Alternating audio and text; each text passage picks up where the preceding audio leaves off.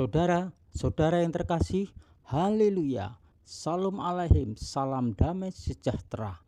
Saudara-saudara, di dunia ini ada sebagian orang-orang percaya yang pertumbuhannya hanya berhenti mandek pada iman mereka.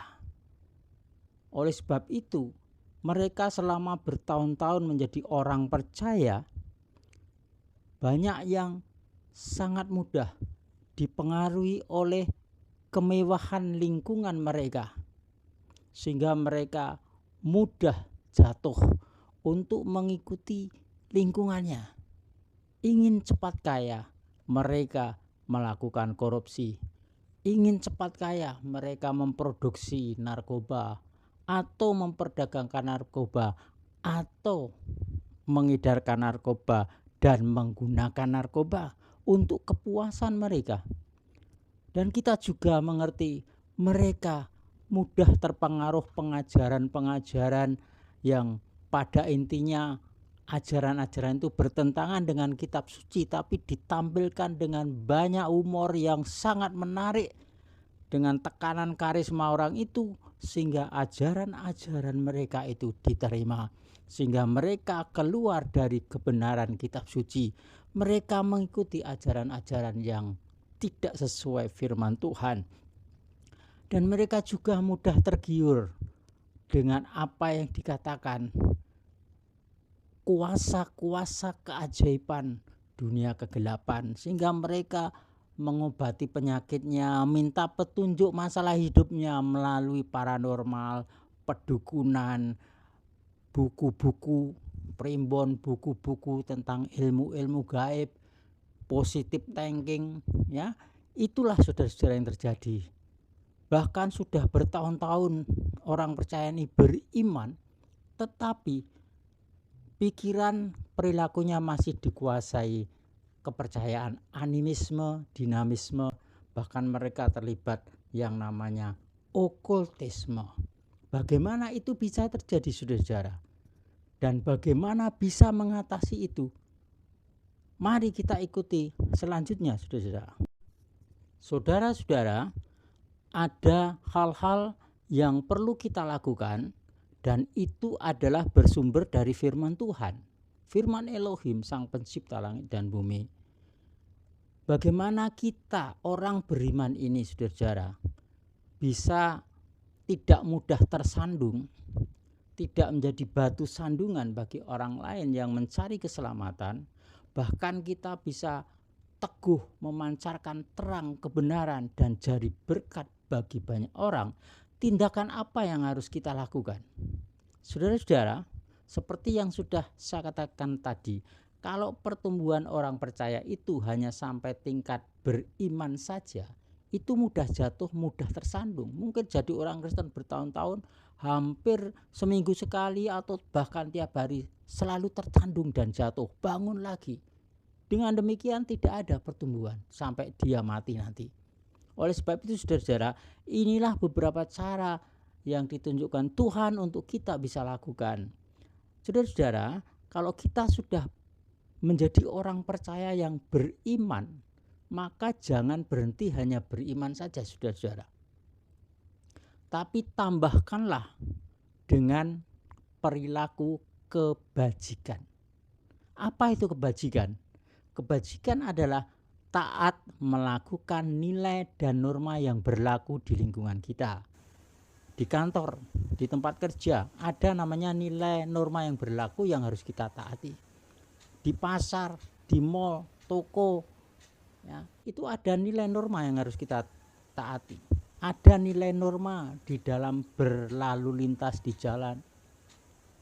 Ada nilai norma dalam kehidupan rumah tangga, ya, rukun tetangga, rukun warga, pedukuhan, ya, kelurahan.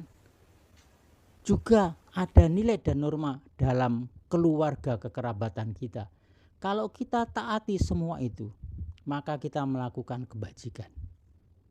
Juga kita sebagai warga negara ada juga nilai norma yang harus kita taati supaya kita menjadi warga negara yang baik. itu adalah kebajikan. Kalau kita lakukan itu apa, saudara? Bagi kepentingan kita dan kehidupan di surga. Kalau kita melakukan perbuatan baik, kebajikan, maka kita sama saja mempermuliakan nama Bapa yang di surga. Saudara-saudara, berikutnya kalau kita sudah beriman, kita sudah melakukan kebajikan, apakah kita bisa kuat terus? Tidak, saudara, masih kurang. Yaitu saudara harus nambahkan langkah berikut dengan pengetahuan. Tanpa pengetahuan kita ini namanya buta dan picik, mudah tersandung, saudara, mudah dibelokkan ajaran-ajaran atau pola-pola pikir yang menyesatkan, atau bahkan jalan kita, iman kita juga bisa disesatkan karena kita kurang pengetahuan. Nah, pengetahuan itu ada yang pengetahuan dunia ini, saudara. Nah, kita bisa peroleh lewat pendidikan keluarga, bisa sekolah, ya, tempat-tempat pendidikan, latihan, ya, semuanya itu pengetahuan untuk kita memperlengkapi hidup di tengah masyarakat dunia ini. Kita tidak bisa lepas dari orang lain, saudara, karena kita makhluk individu juga makhluk sosial. Dan untuk memperoleh pengetahuan, pengertian dari sumber kebenaran hakiki, atau kita bisa beroleh pengetahuan yang benar-benar hakiki, yang kekal, itu ada sumbernya, saudara. Siapakah sumbernya?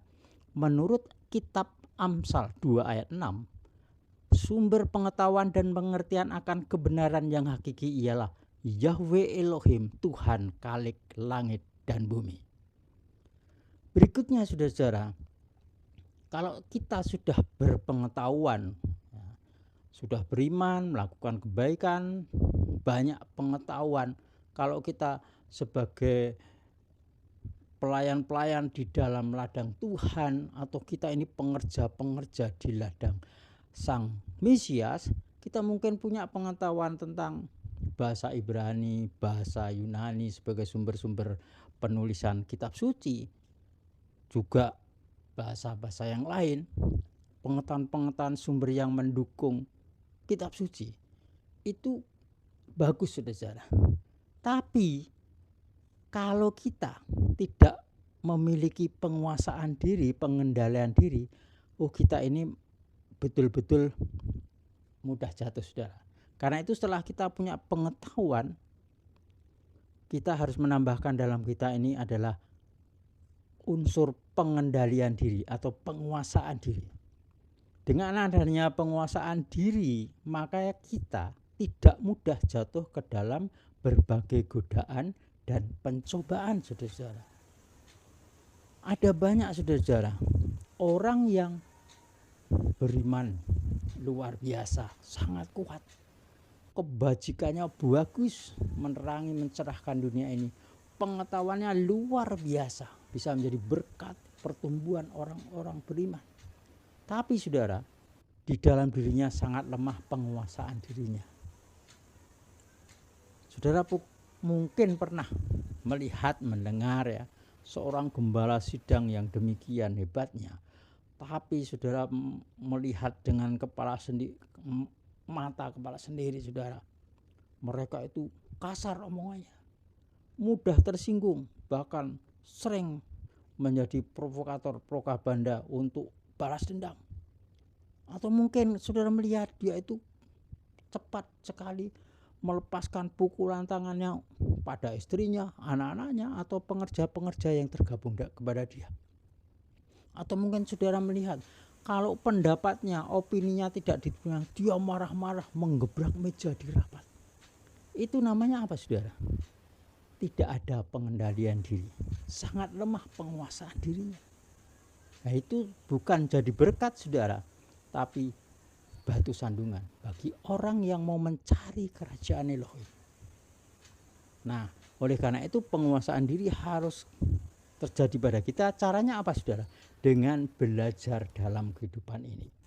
Penguasaan diri harus dilatih dalam praktek kehidupan, bukan dari bacaan, tapi dilatih dengan sungguh-sungguh, maka akan terjadilah di dalam hidup kita. Selanjutnya, kalau kita sudah bisa menguasai diri, maka kita harus memiliki ketabahan, saudara-saudara. Kalau sedang mengalami kesesakan atau ujian hidup, saudara-saudara, seperti Ayub misalkan ya, Nabi Ayub itu sudah orang yang benar, yang diberkati Bapa, tapi juga dapat kesesakan ujian hidup. Itu kita harus tetap bisa tabah, bisa menghadapinya dengan penuh syukur dan ikhlas. Seperti Nabi Ayub itu, saudara, tabah contohnya. Meskipun digoda teman-temannya untuk keluar dari jalur firman Yahweh, istrinya juga memujuknya, tapi apa? Dia enggak marah, tapi dia malah menasihati mereka. Dia menyadari tingkat kerohanian yang menasihati itu di bawah dia. Dia tetap bersyukur. Dia tidak tinggalkan Yahweh yang mereka sembah. Dia tidak tinggalkan kemarahan dalam hatinya untuk terus dalam hatinya. Dia tetap sabar. Dibuanglah kemarahan, dibuanglah namanya kebencian pada orang-orang di sekitarnya yang memujuk dia keluar dari jalan kebenaran. Jadi dia tetap menyimpan yang namanya kasih. Dia tabah, bisa mensyukuri ketika sedang dalam ujian hidupnya. Itu namanya tabah, saudara. Ya. Tuhan sendiri mengajarkan kepada murid-muridnya bagaimana kalau difitnahkan yang jahat, kemudian ditentang ajarannya, dianiaya. Tuhan Mesias Juru Selamat kita mengajarkan apa? Tetap bersyukur, bersukacita menghadapi itu. Itu berarti tabah, saudara. Nah, tidak terpaksa tapi latihan, dan itu harus dilakukan di dalam kehidupan ini dengan banyak latihan. Nah, saudara-saudara, kalau kita sudah punya iman, sudah melakukan kebaikan, sudah beroleh pengetahuan kebenaran, dapat menguasai diri, dapat tabah, masih ada, saudara, yang harus kita lakukan supaya kita ini nanti betul-betul masuk kerajaan surga. Sebab apa, saudara? Tuhan mengatakan tidak setiap orang yang berseru kepadaku Tuhan, Tuhan akan masuk kerajaan surga, tapi yang melakukan kehendak Bapakku yang di surga. Nah, setelah kita bisa menghadapi semua ujian hidup ini dengan tabah, kita masih harus menambahkan yang namanya kesalehan. Apa kesalehan? Kesalehan itu taat dan sungguh-sungguh menjalankan ibadah. Dengan kata lain, kita ini hidup dalam kekudusan sesuai kepercayaan kita. Saudara-saudara, di dalam 2 Korintus 7 ayat 1 dan Kisah Rasul 15 ayat 29 itu contoh kalau kita ini harus menjaga dari pencemaran daging dan roh, supaya kita apa? Hidup dalam kekudusan. Kita hidup dalam kekudusan dari pencemaran daging. Itu yang dimaksud adalah dari percabulan. Kalau kita cabul itu berarti kita tercemar daging kita. Tidak minum darah apapun ya. Atau makan daging hewan yang mati dicekik. Atau makan makanan bekas penyembahan berhala. Itu semua, saudara, namanya kita menjaga kekudusan daging kita dari pencemaran daging. Dan selanjutnya kita menjauhi makanan yang tidak kosher. Tidak kosher.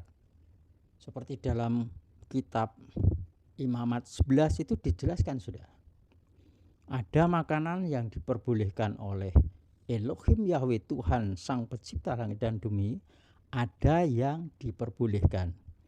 Ini berlaku untuk umat kudus miliknya, saudara-saudara. Nah, kita ini orang beriman, orang percaya yang milik Bapa yang sudah dikuduskan, kita harus mau menjaga dari makanan-makanan yang memang tidak diperbolehkan. Contohnya dalam kitab Imamat itu adalah makan daging babi. Ya, contohnya itu tidak diperbolehkan. Nah, kita harus menjaga. Nah, kalau kekudusan dari pencemaran roh, artinya apa? Kita harus menjaga diri dari pencemaran roh. Pencemaran roh itu wujudnya adalah berupa ajaran-ajaran yang tidak sesuai kitab suci. Kalau Tuhan Mesias kita mengajarkan Waspadalah ragi-ragi Farisi, ragi Saduki, Herodian, ya ragi dunia ini. Artinya kita harus waspada, berjaga-jaga dari ajaran-ajaran Farisi, Saduki, Herodian, ajaran-ajaran yang namanya hamba-hamba Tuhan yang sangat menawan.